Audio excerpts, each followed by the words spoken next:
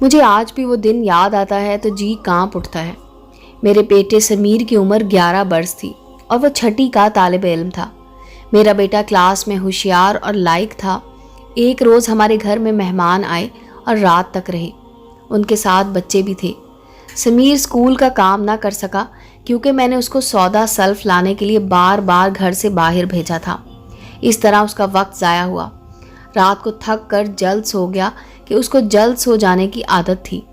اگلے روز اس نے کہا کہ وہ اسکول نہیں جانا چاہتا کیونکہ ہوم ورک نہیں کیا ہے، ٹیچر سے ڈانٹ پڑے گی۔ تبھی میں نے کہا کوئی بات نہیں، ڈانٹ کھا لینا مگر اسکول ضرور جاؤ، ناغہ مت کرو۔ وہ خود بھی ناغہ نہ کرتا تھا۔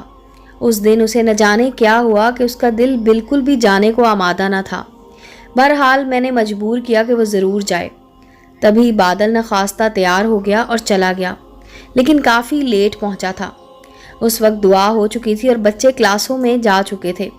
وہ بستہ گلے میں ڈالے بھاگا بھاگا اسکول گیٹ پر آیا تو چپڑاسی نے اسکول میں داخل ہونے سے روک دیا، کیونکہ ہیڈ مسٹریس کی ہدایت تھی کہ لیٹ آنے والے بچوں کو اندر نہ آنے دیا جائے بلکہ گیٹ سے واپس کر دیا جائے تاکہ ڈسپلن خراب نہ ہو۔ میرے بیٹے نے کافی منت کی مگر چپڑاسی نے ایک نہ سنی اور اسکول گیٹ بند کر دیا، یہ کہہ کر کہ میڈم کا حکم ہے، اب تم اتنی دیر سے کلاس میں جاؤ گے تو میڈم مجھ پر ناراض ہوں گی۔ سمیر واپس پلٹنے پر مجبور ہو گیا۔ جب وہ سڑک پر آیا سوچنے لگا واپس کیسے جاؤں، ماں خفا ہوگی۔ اصل بات یہ تھی کہ جب میں نے اس کو ہر حال اسکول جانے کا کہا تو وہ بستہ کھول کر اسکول کا کام کرنے بیٹھ گیا تھا۔ تب میں کہتی رہ گئی کہ اٹھو اور تیاری کرو ورنہ لیٹ ہو جاؤ گے، اب ہوم ورک کرنے کا ٹائم نہیں ہے۔ مگر اہانت سے بچنے کو اس نے میری بات نہ سنی اور جلدی جلدی ہوم ورک پورا کرنے کے بعد ہی یونیفارم پہنا اور ناشتہ کیے بغیر گھر سے نکل گیا۔ جو بس اس کے اسکول جاتی تھی وہ ہمارے گھر کے پاس سے مل جاتی تھی۔ خوش قسمتی سے وہی مخصوص نمبر کی بس سٹاپ پر کھڑی تھی۔ وہ دوڑ کر اس میں چڑھ گیا۔ اس کو امید تھی جب اسکول پہنچے گا تو اسمبلی ہو رہی ہوگی، مگر بس بھی راستے میں 2-4 مسافر اٹھانے کو بریک لگاتی چلی گئی۔ یوں اور دیر ہو گئی۔ چپڑاسی تو گیٹ لاک کر گیا مگر کچھ دیر تک اسکول کے باہر کھڑا یہی سوچتا رہا کہ اب کیا کرے۔ گھر جانے کا مطلب تھا ماں کی خفگی۔ اس نے سوچا کہ میری ماں یہی سمجھے گی میں راستے سے لوٹ آیا ہوں۔ تبھی وہ آہستہ آہستہ قدم اٹھاتا اسکول کے سامنے پھیلے گراؤنڈ کی طرف چلا گیا جہاں کچھ لڑکے فٹ بال کھیل رہے تھے۔ وہ ان کو کھیلتے ہوئے دیکھنے لگا۔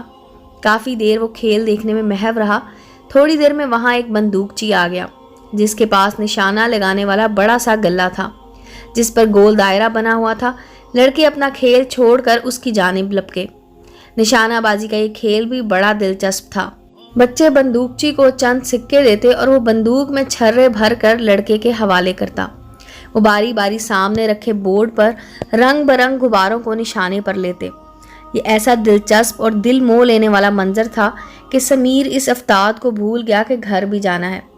یہ عمر ہی ایسی ہوتی ہے، کھیل بچوں کا دھیان پکڑ لیتے ہیں اور ان کو وقت گزرنے کا احساس نہیں رہتا۔ سمیر بھی اسی عمر میں تھا، بس وہ کھیل دیکھتا رہا۔ لڑکوں کے پیسے ختم ہو گئے، وہ اپنی راہ ہو لیے تھے۔ تبھی سمیر کو خیال آیا کہ اس کی جیب میں کچھ پیسے موجود ہیں، کیونکہ اس نے 3 دن سے اپنا جیب خرچ جمع رکھا ہوا تھا۔ اس نے جیب میں ہاتھ ڈالا، جتنے روپے تھے نکال لیے اور نشانہ بازی کرنے لگا، یہاں تک کہ رقم تمام ہو گئی۔ بندوقچی نے اپنا گتا اور بندوق کندھے پر لٹکائی اور چلنے کا ہوا تو سمیر کو ہوش آیا کہ اس نے بھی تو گھر جانا ہے۔ اس نے گھبرا کر تماشے والے سے پوچھا، تم کو معلوم ہے اس وقت کیا بجہ ہے؟ کلائی پر بندی گھڑی پر نظر ڈالی اور بندوقچی بولا، اوہ یہ تو بند ہو گئی ہے، میں آج اس کو چابی دینا بھول گیا تھا۔ ان دنوں گھڑیوں میں سیل نہیں ڈلتے تھے بلکہ ان میں چابی بھری جاتی تھی۔ اس شخص نے دیکھا کہ لڑکے کے چہرے پر پریشانی کے آثار ابھر آئے ہیں۔ وہ سمجھ گیا کہ یہ اسکول سے بھاگا ہوا ہے، اس لیے گھر جانے سے قبل ٹائم پوچھ رہا ہے۔ وہ بولا، ایسا کرو کہ تم یہاں کھڑے رہ کر نشانہ لگاؤ، میں تم سے پیسے نہ لوں گا۔ میں سامنے اس کٹیا تک جاتا ہوں، وہاں میرا بھائی رہتا ہے، مجھے پیاس لگی ہے، پانی کی بوتل لاتا ہوں اور ٹائم بھی پوچھ لوں گا۔ گھبرانا نہیں، بس میرے سامان کا دھیان رکھنا۔ میں ابھی گیا اور ابھی آیا۔ یہ کہہ کر اس نے بھی چھرے والی بندوق میرے لخت جگر کو تھما دی اور خود کٹیا کی جانب دوڑ لگا دی جو سامنے نظر آ رہی تھی۔ لاکھ سیانہ سہی، بچہ پھر بچہ ہوتا ہے۔ बंदूक हाथ में आते ही वो फिर से निशाना बाजी में मसरूफ़ हो गया, यहाँ तक कि थक गया और छर्रे भी ख़त्म हो गए। उसको जमाइयाँ आने लगी, प्यास भी महसूस होने लगी। उसने कई बार कुटिया की तरफ देखा पर कोई आता दिखाई ना दिया। थोड़ी देर इंतज़ार की अजियत सहने के बाद वो निशानाबाजी का सामान वहीं छोड़कर सड़क की तरफ जाने को हुआ। उसको अंदाज़ा हो गया कि स्कूल की छुट्टी हो चुकी है और अब उसको घर चले जाना चाहिए। सड़क से बस पर चढ़ बैठेगा तो वक्त पर घर पहुंच जाएगा। अभी वो 2 कदम चला था कि बंदूकची आ पहुंचा और बोला, तुम कहाँ जा रहे थे? तुम्हारा सामान छोड़कर अपने घर जा रहा हूँ, समीर ने जवाब दिया। इस वक्त कैसे जाओगे? स्कूल की तो कब की छुट्टी हो गई है। अब दोपहर के 3 बज रहे हैं, जबकि स्कूल की छुट्टी 2 बजे हो जाती है। मैं जानता हूँ तुमको तो काफ़ी देर हो गई है। हाँ, तुम्हारी वजह से। क्या पैदल जाओगे? नहीं, बस पर, सामने सड़क से मिल जाएगी। बस का किराया तुम्हारे पास है? नहीं। समीर को दफ्तन याद आया कि उसने सारे पैसे तो निशानाबाजी में लगा दिए थे। तभी नफ़ी में सर हिलाया। अच्छा, ऐसा करो कि तुम मेरे साथ इस कुटिया तक चलो, वहाँ मेरे भाई का रिक्शा मौजूद है, वो तुमको तुम्हारे घर छोड़ देगा और किराया तुम अपनी अम्मी से लेकर उसको दे देना। समीर मुतफक्कर हुआ। बंदूकची सही कह रहा था, बगैर किराया वो बस पर ना जा सकता था। तभी इस चालाक आदमी ने मेरे बेटे को बातों में लगा लिया और वो उसके साथ कुटिया तक जाने पर राज़ी हो गया, जहाँ एक रिक्शा खड़ा नज़र आ रहा था। मेरे शौहर 3 बजे तक घर आ जाते थे और समीर बाप से बहुत डरता था। उसने सोचा और देर हुई तो वालिद से मार ही न पड़ जाए। क्या बताएगा क्यों देर से घर पहुंचा है। बस उसने उसी में आफियत जानी कि रिक्शे में घर चला जाए। उसको सोचता देखकर उस शख्स ने कहा, बेटा टाइम ज़ाया मत करो, पहले ही तुमको बहुत देर हो चुकी है। बस अब तुम जल्दी से घर चलो। बस में जाना चाहते हो तो ये लो किराया, बस पर चले जाओ, लेकिन बस में और भी तुमको देर हो जाएगी। बेहतर है कि मेरे भाई के रिक्शे में चले जाओ। तुम्हारी मर्जी है। बच्चे ने इस आदमी की बात का एतबार कर लिया और वो रिक्शे में बैठ गया। रिक्शे वाले को घर का पता बता दिया। जो ही वो रिक्शे में बैठा, बंदूकची ने पानी की बोतल उसको थमा दी और कहा, अगर प्यास लगी है तो पानी पी लो। प्यास तो वाकई उसको लग रही थी, क्योंकि बहुत देर तक गर्मी में वो मैदान में खड़ा रहा था। उसने बोतल मुंह से लगा ली और सैर होकर पानी पिया।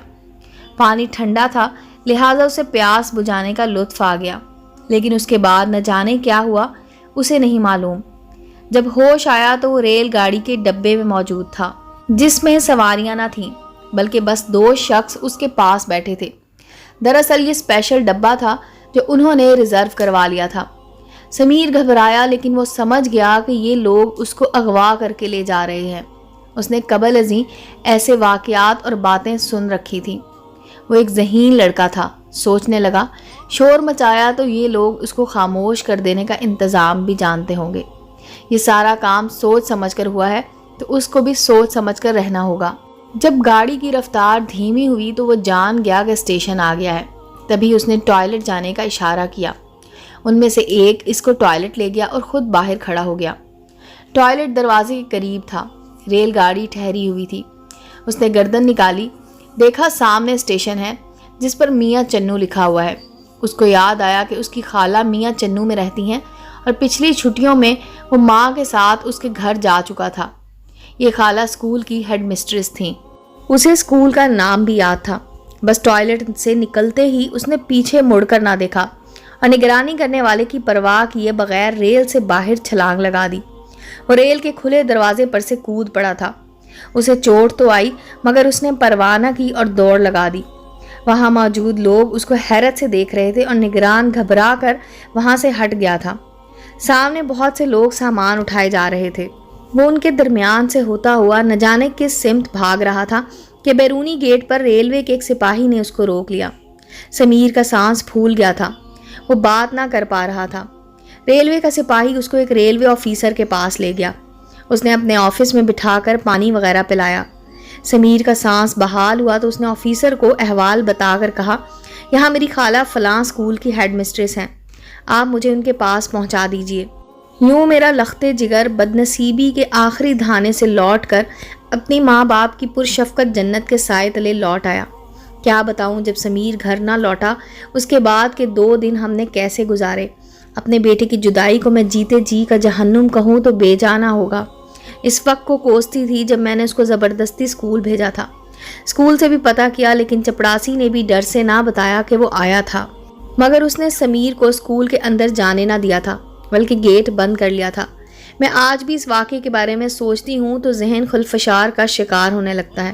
اگر میرا بچہ حاضر دماغی سے کام نہ لیتا، اگر وہ جرأت مند اور ذہین نہ ہوتا تو شاید وہ ان ظالموں کے چنگل سے کبھی نہ نکل سکتا۔ خدا جانے وہ صفاک انسان اس کا کیا حشر کرنے والے تھے۔ سوچتی ہوں اسکول کی سربراہ سے کہوں کہ کم سن بچوں کو لیٹ آنے پر سزا نہ دیا کریں، بلکہ ان کے والدین کو بلوا کر سرزنش کیا کریں۔ ممکن ہے کہ لیٹ آنے کا سبب ان کے گھر والے ہوں یا کوئی اور وجہ ہو۔ امید ہے دوستو سٹوری اچھی لگی ہوگی۔ چینل کو لائک اور سبسکرائب کریں اور بیل آئیکن کا بٹن دبانا مت بھولیں تاکہ ہر نئے آنے والی سٹوری کا نوٹیفیکیشن آپ کو مل سکے۔ ملتے ہیں اگلی سٹوری کے ساتھ۔